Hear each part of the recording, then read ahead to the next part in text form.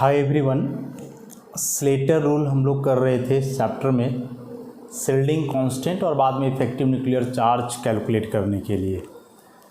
तो अभी तक जो एग्जांपल्स हमने कंसीडर किया उसमें बेसिकली एस और पी इलेक्ट्रॉन्स आ रहे थे, डी और एफ अभी तक नहीं आए थे। तो अब कुछ एफ इलेक्ट्रॉन्स या डी इलेक्ट्रॉन्स बीच में आ जाए तब कैसे निकलेगा, ज़रा उसको समझो। जैसे मान लो आयरन के लिए निकालना है 26 कन्फिग्रेशन लिखो 1s2 2s2 2p6 3s2 3p6 3d10 या 3d10 नहीं 3d6 4s2 ऐसा होता है। अब इसको अरेंज करो किस आधार पे, जैसे यहाँ लिखा हुआ है। तो देखो इसके लिए तुम निकालोगे तो ये हो गया NS2। अभी पूरा यहाँ से यहाँ देखोगे तो वह N-1 हो गया। ये पूरा का पूरा यहाँ से N-1 हो गया। N = 4 है तो N-1 4 - 1 3, सबके लिए 3 लेना है। अब बोलोगे सर यहाँ तो आप 3D अलग लिखे हो, 4D अलग लिखे हो, 4F अलग, तो इसको अलग करके लिखेंगे कब, जब D वाला के लिए निकालेंगे। अभी जो निकल रहा है वो तो S के लिए निकल रहा है ना, तो उस केस में ऐसा ही एक साथ करना है। तो N-1 में यहाँ 6 6 12 और 2 14 इलेक्ट्रॉन। उसके बाद ये पूरा हो गया N-2 6 और 2 8 इलेक्ट्रॉन। ये हो गया N-3 2 इलेक्ट्रॉन। अब निकाल दो S, तो N-3 के लिए 1 लेना है, 1 × 2 और 1 × 8। N-1 के लिए 0.85 × 14 और इसमें 2 है तो 1 इलेक्ट्रॉन कंसिडरेशन में रहेगा, 1 तो लेना ही पड़ेगा शिल्डिंग में, तो 1 × 0.35। तो ये हो जाना है 2 + 8, ये कितना हो जाएगा, इसको मल्टीप्लाई करोगे तो ये आ जाएगा 11.90 और 0.35 पूरा 22.25 S।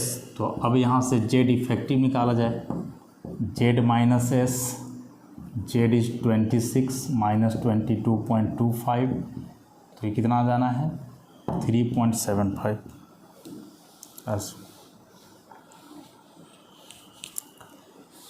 अब इसी में एक जिंक के लिए मान लो निकालें,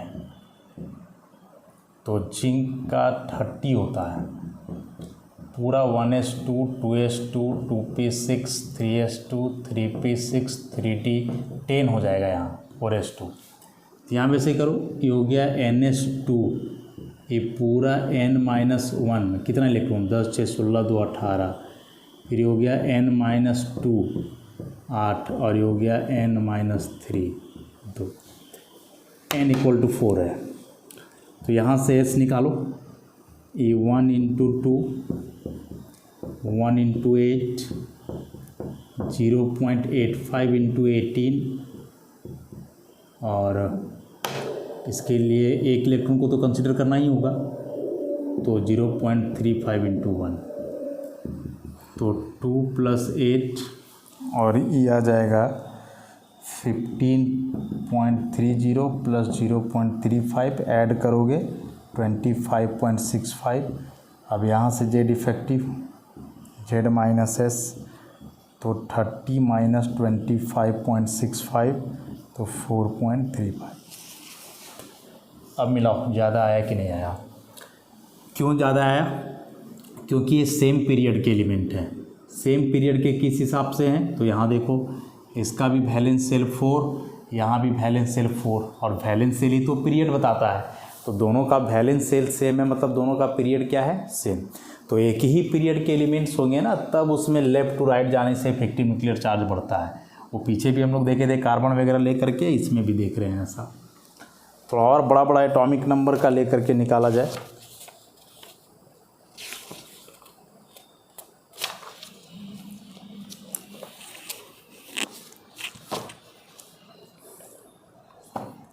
जैसे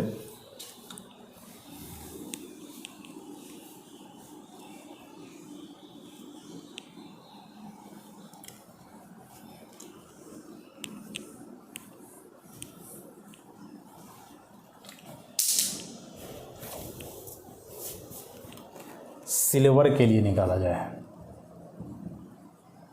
एटॉमिक नंबर 47, पूरा कन्फिग्रेशन लिखोगे तो 1s2 2s2 2p6 3s2 3p6 3d10, फिर 4s2 4p6 4d10 5s1, ऐसा।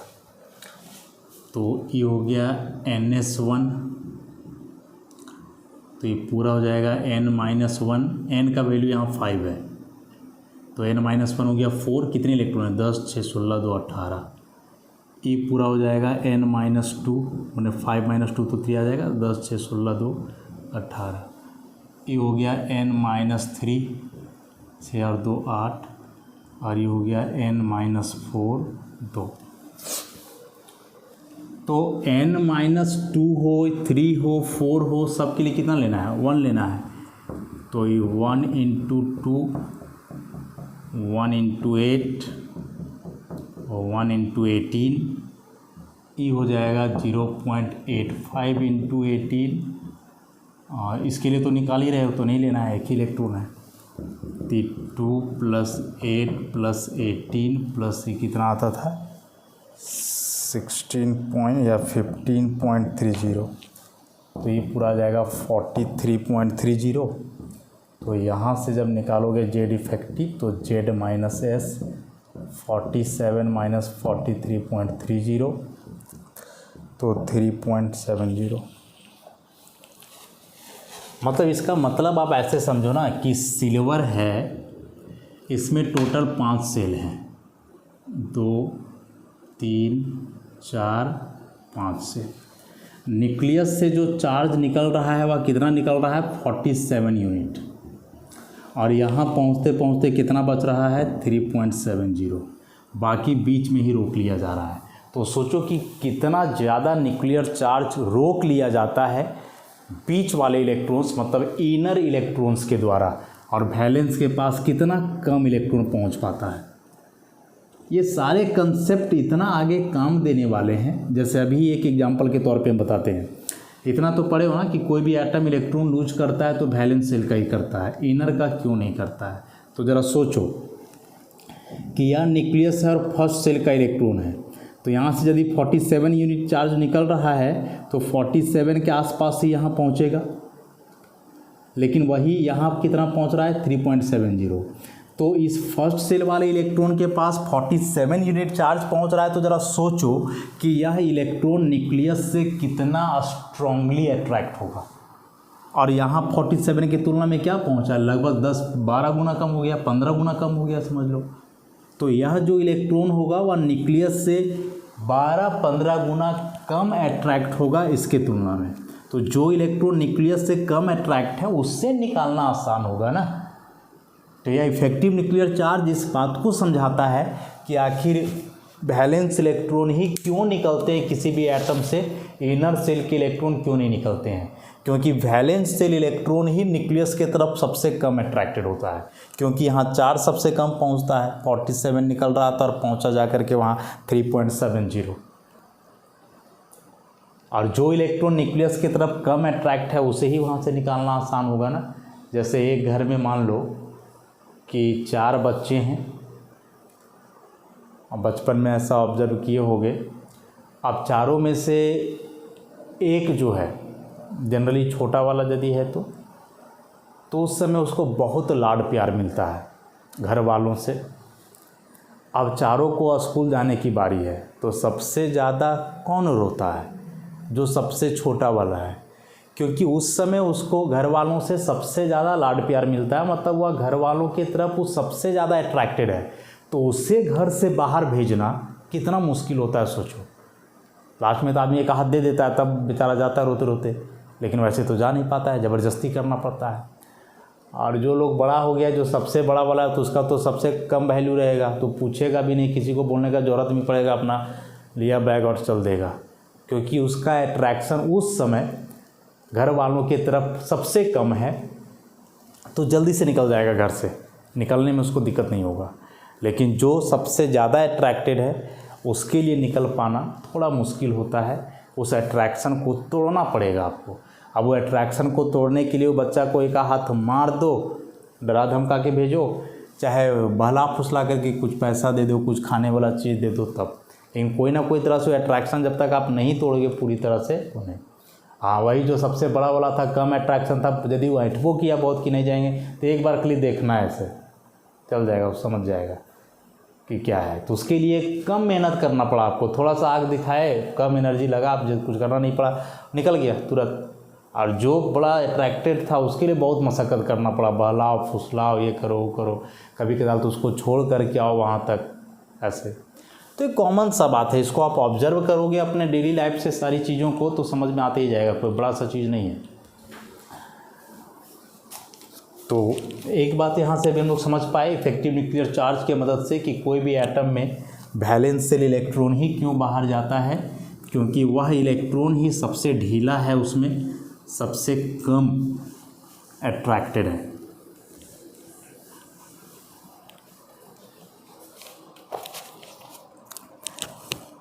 एक और है जैसे बेरियम का, नोट्स में हर एक तरह का एग्जाम्पल बताया गया है, उसी को हम बता रहे हैं। इसके बाद आप अपने से किसी भी एलिमेंट का निकाल सकते हो।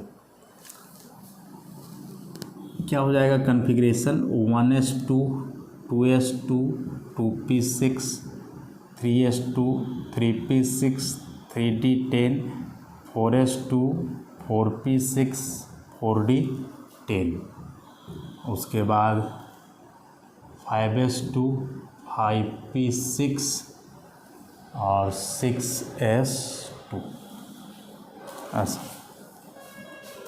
अब इसको अरेंज करो तो दिस वन इज ns2, ठीक। तो ये पूरा क्या हो जाएगा n-1, 6 और 2 8, ये पूरा क्या हो जाएगा n-2, 10 6 16 2 18, ये क्या हो जाएगा n-3, कितना इलेक्ट्रॉन है 18, ये क्या हो जाएगा n-4 8, और ये क्या हो जाएगा n-5 2। अब सबके लिए करो तो n-1 के बाद जितना है सबके लिए 1 ही लेना है, तो 1 × 2 1 × 8 1 × 18 1 × 18, इसके लिए लेना है 0.85 × 8, और उसके लिए हो जाएगा 1 × 0.35, 2 + 8 + 18 + 18 वो आता है कितना 6.80, और ये 0.35। ऐड करोगे इसे तो ये हो जाएगा 5 1 6 और 1 7 और 18 25 और 18 और 33 10 43 और 8 51 और 2 53। तो यहाँ से S का वैल्यू ये हो गया। Z इफेक्टिव निकालोगे, Z माइनस S 56 माइनस 53.15 तो 2.85। अब यही कहानी इसमें भी है। बेरियम जो कि एक मेटल है, बेरियम जो कि एक क्या है मेटल है। अब इसमें से भी वही कहानी है कि बेरियम का एटॉमिक नंबर 56 है, मतलब कि न्यूक्लियस से 56 यूनिट पॉजिटिव चार्ज रिलीज हो रहा है। फर्स्ट वाले के पास लगभग पहुंचेगा, जैसे जैसे आगे जा रहे हैं कम होते जा रहा है। लास्ट वाले के पास तो देखो कितना कम हो गया 2.85। अब जाहिर सी बात है कि इससे ज़्यादा वैल्यू यहाँ आएगा, निकालोगे तो इससे ज़्यादा यहाँ आएगा, इससे ज़्यादा यहाँ आएगा, ऐसे करके। माने अभी तक जो हम लोग कैलकुलेशन कर रहे हैं उसमें क्या कर रहे हैं, लास्ट वाले का निकाल रहे हैं ना, अचानक से कोई बीच वाले का निकालना है कि सर हमको 3p का निकाल के बताइए तो कितना आएगा, 5s का निकाल के बताइए कितना आएगा। तो देख लो कितना आएगा। सपोज हमें निकालना है 3p का, अभी s और p का केवल देखेंगे, d का आगे बताएंगे। अब इसका निकालना है तो इसके बाद जो इलेक्ट्रॉन है उससे कोई मतलब है क्या, नहीं, इसको तो इसके अंदर वाला ना रोकेगा, बाद वाला से क्या मतलब है, कोई मतलब नहीं है। तो जब आप तुम इससे अरेंज करोगे तो इससे अरेंज करने के बाद ये क्या बन जाएगा, अब यही तुम्हारे लिए बैलेंस हो गया। तो इसी को तुम लिखोगे NsNp, 6 और 2 8, ये हो जाएगा n-1, 6 और 2 8, और ये हो जाएगा n-2 इलेक्ट्रॉन 2। अब निकाल दो s, तो n-2 के लिए लेना है 1 × 2, इसके लिए 0.85 × 8 प्लस एक इलेक्ट्रॉन छोड़ो बचेगा 7, तो इसको 0.35 से 7 × 0.35 कितना आएगा 2 प्लस, ये बार बार हम लोग निकाल रहे हैं, आता है 6.80, इसको करोगे 2 पॉइंट इतना आ जाएगा 45, जोड़ दो तो 5 1 6 2 8 2 10 और 1 11, 11.25। अब यहाँ से जब आप जेड इफेक्टिव निकालोगे तो क्या आएगा, जेड इफेक्टिव आ जाएगा 56 माइनस 11.25, तो ये कितना हो जाएगा, ई हो जाना है 44.75, क्या 45 और ठीक इतना।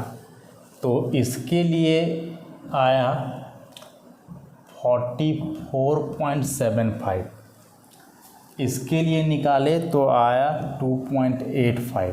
अब ऐसा करते हैं कि एक 5s के लिए निकालते हैं, ठीक। तो 5s के लिए निकालते हैं तो 5p उसके बाद मत समझना, वो सेल सेम है ना, तो उसी में होगा सब, तो पूरे को लेना है। तो उसके लिए निकालोगे तो कैसे निकलेगा, इसको लिखोगे तो इसको मिटाते हैं,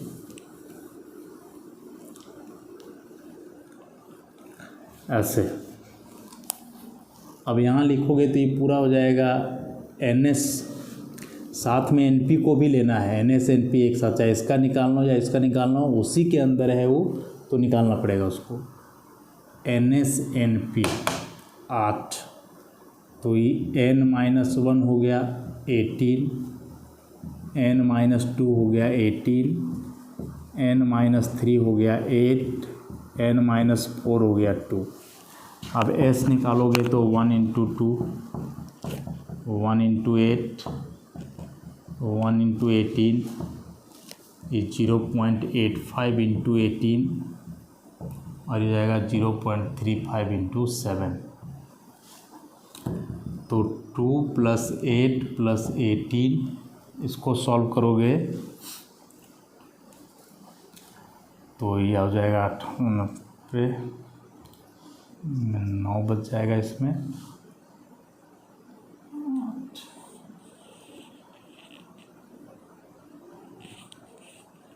144 और 9 153, 15.30 प्लस इस 0.35 को 7 से तो अभी किए थे 2.45, तो ये कितना हो जाएगा 8 2 10 और 18 28, या पूरा को जोड़ो 5 4 3 7, ये 15 और 2 17 और 18 35 और 8 43 और 2 45। अब यहाँ से निकालोगे जेड इफेक्टिव तो 56 माइनस 45.75, तो क्या आएगा 10.25, तो ये हो गया है 11 और ये था 56, ठीक है।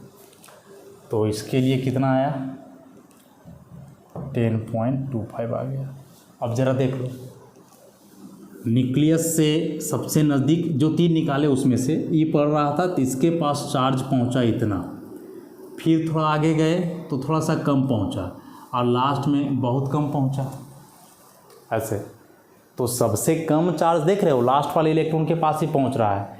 तो जहाँ चार्ज सबसे कम पहुंचेगा, जाहिर सी बात है कि इलेक्ट्रॉन को वहीं से निकालना क्या होगा, आसान होगा। तो ऐसे करके किसी बीच वाले इलेक्ट्रॉन को भी निकाल सकते हो।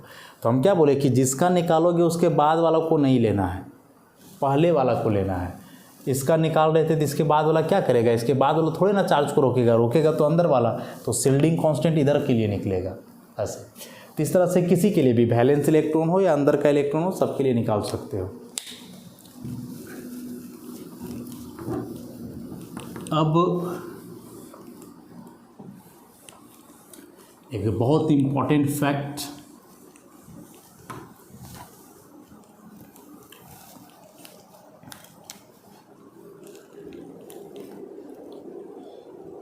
यहाँ से कि एक कैटायन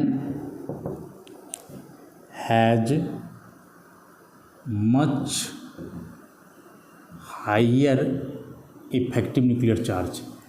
एक cation has much higher effective nuclear charge than its parent atom, कि एक कैटायन का जो इफेक्टिव न्यूक्लियर चार्ज होता है वह बहुत ज़्यादा होता है उसके पेरेंट एटम के तुलना में। जैसे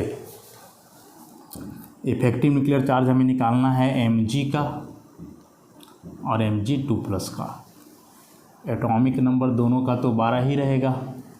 कन्फिग्रेशन लिखोगे तो 1s2 2s2 2p6 3s2 s, तो इसको लिख लो पहले। ये हो गया ns2, ये हुआ n-1 8 n-2 2।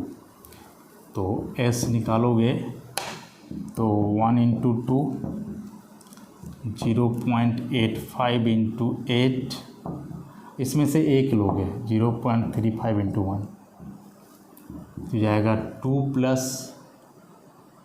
6.80 + 0.35, तो ये 5 9.15। तो यहाँ से जब Z इफेक्टिव निकालोगे तो 12 - 9.15 2.85 आ जाएगा। इसके लिए निकालो, इसके लिए कन्फिग्रेशन लिखोगे Mg पे 2+ है, इसका मतलब 2 इलेक्ट्रॉन हट चुका है। कहाँ से हटा होगा, 3s से हटा होगा, जाहिर सी बात है। तो ये दोनों हट गया तो अब बचा क्या, 1s2 2s2 2p6। अब यहाँ से लिखो तो ये पूरा हो गया यहाँ से यहाँ तक ns np 8 और ये n-1 2। तो यहाँ से s निकालोगे तो 0.85 × 2 प्लस एक इलेक्ट्रॉन जाएगा कंसिडरेशन में, 7 बचेंगे तो 7 × 0.35, तो हो जाएगा 1.70 प्लस 2.45, कितना हो जाएगा ये, और 4.15। तो यहाँ से जब आप निकालोगे Z इफेक्टिव तो 12 - 4.15 7.85। देखो डिफरेंस ज़रा देखो दोनों का,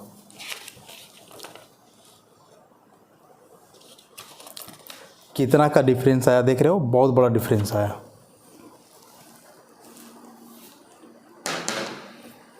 तो इसका मतलब हुआ कि यदि एक कैटायन के पास न्यूक्लियर चार्ज ज़्यादा पहुंच रहा है उसके वैलेंस शेल में, कैटायन के केस में बता रहे हैं, तो इसका मतलब कि उस कैटायन से फिर इलेक्ट्रॉन निकालना मुश्किल होगा या आसान होगा। सोचो, यहाँ इफेक्टिव न्यूक्लियर चार्ज 2.85 था, इसका मतलब यहाँ इस इलेक्ट्रॉन के पास चार्ज पहुँच रहा है इतना, निकल गया। अब निकलने के बाद जो 2p बचा, अब यहाँ चार्ज पहुँच रहा है इतना, तो अभी इसको निकाल पाना कितना मुश्किल होगा। कंपैरिजन करो, देखो ज़रा यहाँ कि एक कैटायन का जो न्यूक्लियर चार्ज है वह उसके पेरेंट एटम से कितना ज़्यादा होता है। पेरेंट एटम मतलब जिससे वह बना है। डिफरेंस देख रहे हो कितना का आ रहा है। किसी भी कैटायन के लिए ऐसे आप निकाल सकते हो। जैसे मान लो कोई 3 प्लस वाले या 4 प्लस वाले केटायन के लिए निकाला जाए। मान लो निकालते हैं।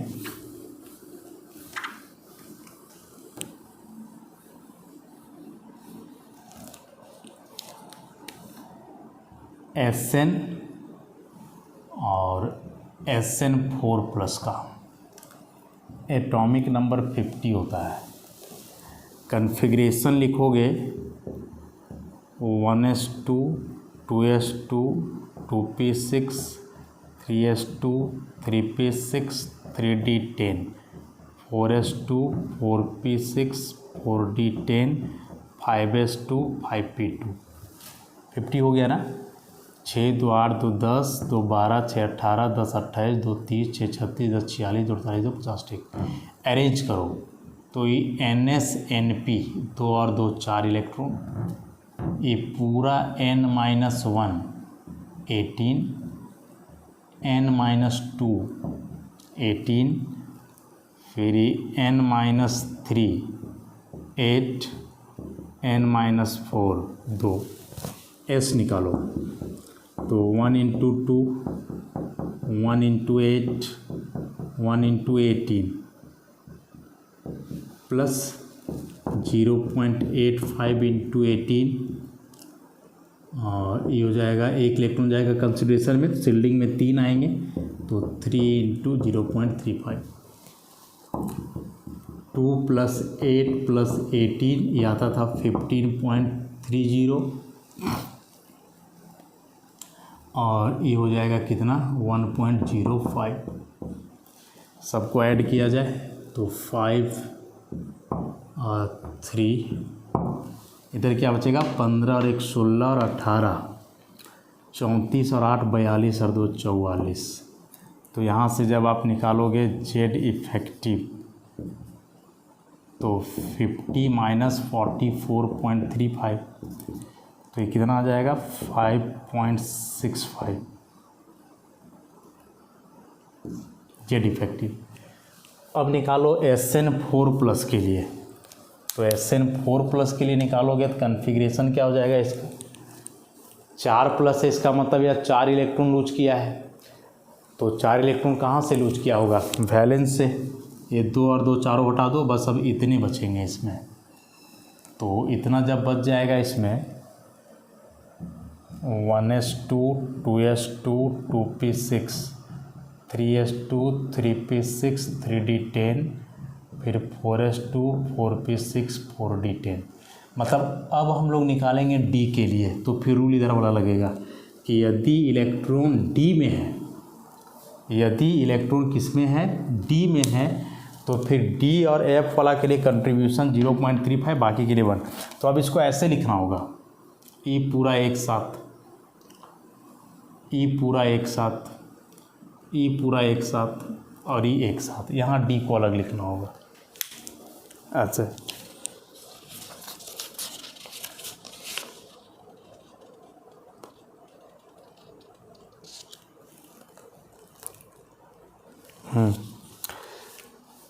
तो अब D में 10 है, तो 10 है इसमें से, इसको अब ऐसे लिख दो ND 10 तो हो जाएगा N ही है NsNp जिसके लिए 6 और 2 8, ये सब हो गया n-1 18 n-2 8 और n-3 2। तो बस इसके लिए कि ND में जो है उसके लिए लेना है 0.35, ठीक है। तो 10 है तो एक कंसिडरेशन में जाएगा, बचेगा 9 इंटू 0.35 और इसके अलावे अब जितने बच रहे हैं सब के लिए कितना लेना है 1 लेना है। तो प्लस ये 18 और 8 26 और 8 34 और 2 36, तो 1 इंटू 36 तो ये हो जाएगा 36 प्लस 3.15 तो हो जाएगा 39.15। तो यहाँ से अब निकाल लो, तो अब जो आएगा जेड इफेक्टिव हो जाएगा 50 माइनस 39.15, तो कितना आ जाना है 10.85। देखो ज़्यादा है। अच्छा, तो इस तरह से एक केटायन के लिए हमेशा जो इफ़ेक्टिव न्यूक्लियर चार्ज होगा वह उसके एटम से ज़्यादा होगा। मतलब एक बार इलेक्ट्रॉन निकल गया किसी एटम से, फिर वहाँ से इलेक्ट्रॉन निकालना बहुत मुश्किल है, क्योंकि केटायन बन जाने के बाद इफ़ेक्टिव न्यूक्लियर चार्ज इतना तेज़ी से बढ़ता है कि वह इलेक्ट्रॉन फिर इतना स्ट्रांगली अट्रैक्ट होगा न्यूक्लियस की तरफ कि उसे निकालने में बहुत ज़्यादा मात्रा में क्या लगेगा, एनर्जी लगेगा। तो इसी प्रकार से एनायन के लिए हम लोग देखेंगे कि उसमें क्या आता है, कम या ज़्यादा। अभी केटायन के लिए था। तो आज के लिए इतना ही, बाकी एनायन का फिर नेक्स्ट लेक्चर में करेंगे। धन्यवाद।